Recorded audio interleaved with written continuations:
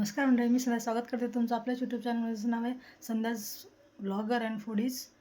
आणि आजच्या व्हिडिओमध्ये सुद्धा आजचा व्हिडिओ असणार आहे वटसावित्रीच्या पौर्णिमेचा.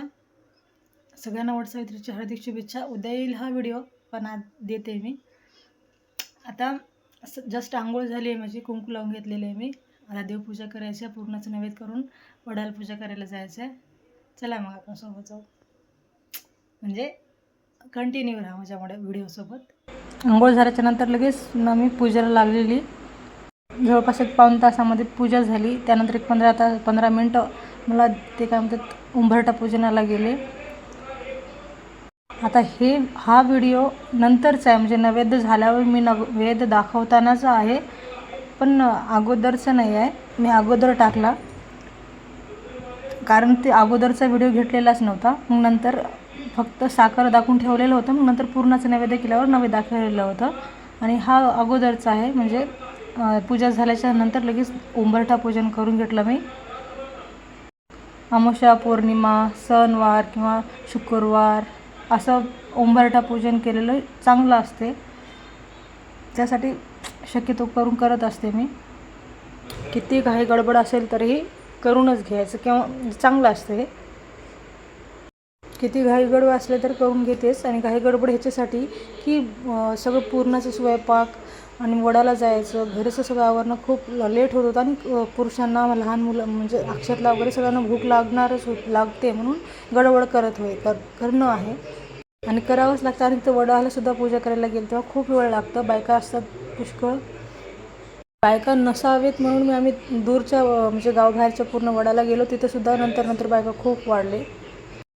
अगोदर मी हे हळदीचं लेपन करून घेतलं उंबरठ्याला, आणि थोडं खालीसुद्धा जिथं रांगोळी काढायची तिथं, आणि मस्तपैकी रांगोळी काढून घेतली. साच्यानं कलर भरले मध्ये, आणि जे पावलं लावलेले आहे तिथं मी त्या पावलांना दोन्हीकडेही अक्षता कुंकू होऊन पाया पडलं. पुरण शिजायला आरती सगळं झाल्याच्या नंतर अजून एक वेळेस चांगलं शूट घेतलं मी.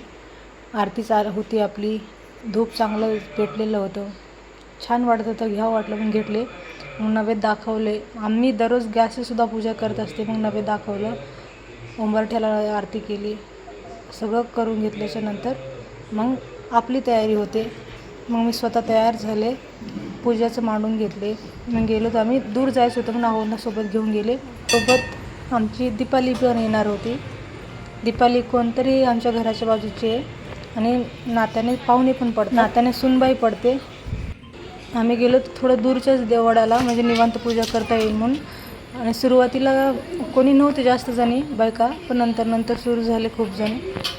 महादेवाचं मंदिरसुद्धा आहे, खूप मस्त होतं, म्हणजे 4 पिंडी आहे तिथे. छान असं निवांत वेळी आले ना, खूप समाधान वाटते या ठिकाणी. खूप छान आहे महादेवाचं मंदिर तिथे. आणि बाजूलाच वडाचं झाड आहे मंदिरापाशीच, आणि त्याच वडाला आपण पूजा करायला जाणार आहोत. निवांत दर्शन वगैरे घेऊन मग बाहेर आलो तर आम्ही वडाची पूजा करायला. बायका तरीसुद्धा जागा म्हणजे बसायला त्रासच झाला, थोडं 2 मिनिट थांबलोत आम्ही.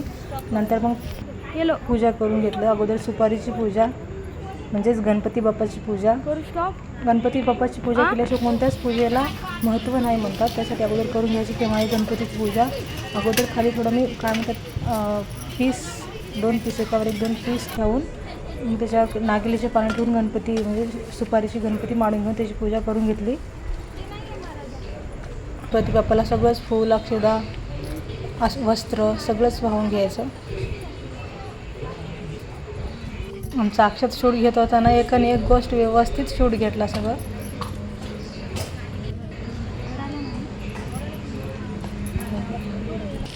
गणपती बाप्पाची पूजा झाल्याच्या नंतर आम्ही केली वडाची पूजा.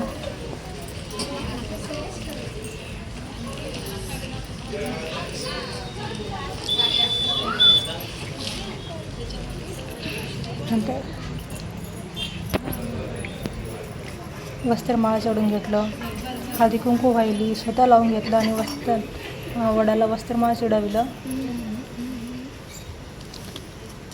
गौरमाची सुद्धा पूजा करतात म्हणे सोबत, त्यासाठी गौरमासुद्धा केला हळदी कुंकवाचा.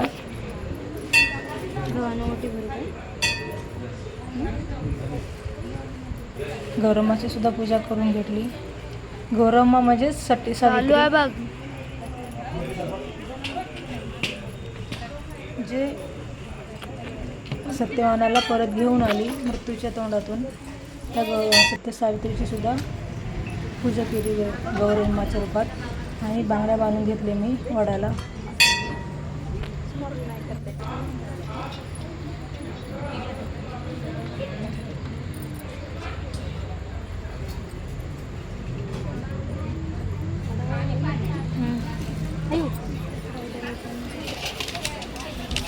दिवा लावून घेतला. मग आता ओटी भरून घ्यायचं. सगळी पूजा झाली होती. एक्सवर घेतलो बघ ओटी भरायची राहिली होती. ओटी भरून घेतली. तिकडेच करला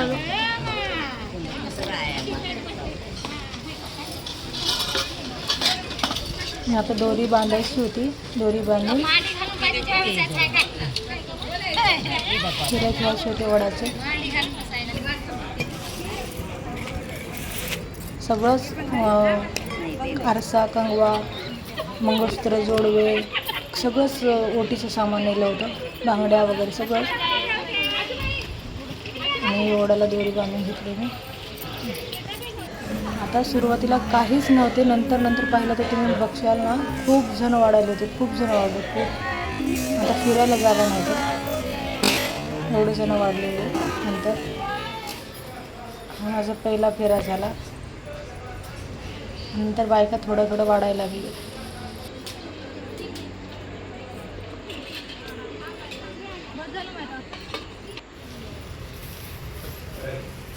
आणि थोडं इथं अवघड होतं फिरण्यासाठी, कारण दुसऱ्या बाजूला वटा छोटा होता आणि बाजूनं पारंब्या खाली आलेले. थोडंसं अवघड होतं फिरण्यासाठी इथं, पण काय हरकत नाही. चांगली झाली सगळी पूजा. आता बायका खूप वाढलेले तिथे. आमची पूजा झाली तेव्हा काहीच नव्हतं. आता जसं आमचं अर्ध्यामध्ये आलं, सगळे बायका पूजा करून आमच्यासोबत लागले फेऱ्या घ्यायला.